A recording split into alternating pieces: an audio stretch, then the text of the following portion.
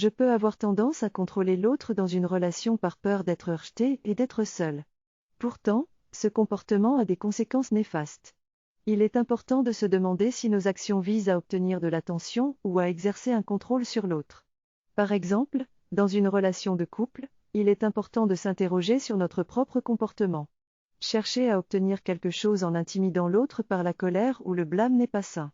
Aussi, se montrer toujours super gentil pour être aimé ou se justifier tout le temps peut être une preuve d'insécurité.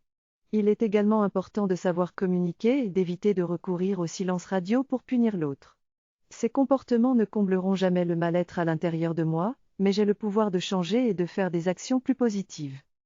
Quand j'ai ressenti que quelqu'un avait un comportement passif-agressif envers moi, j'ai réalisé que cela peut être un comportement contrôlant et toxique. Au lieu de blâmer l'autre, il est important de prendre la responsabilité de mes propres émotions et communiquer de manière honnête et respectueuse.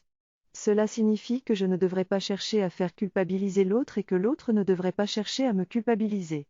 Aussi, j'ai compris que si j'ai peur d'être considéré comme trop gentil, je peux jouer un rôle de méchant qui va à l'encontre de mes vraies envies et cela peut également être un comportement toxique.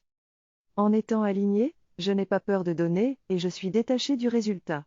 Sinon, la peur prend le dessus car il n'y a pas d'harmonie en moi. Il est important d'être honnête avec soi-même, d'analyser ses mécanismes de pensée et de faire le travail pour se libérer de ses pensées. Je réalise que mes pensées peuvent être changées et que je peux toujours travailler sur moi-même. Je suis reconnaissant de prendre soin de moi et j'espère vous revoir bientôt.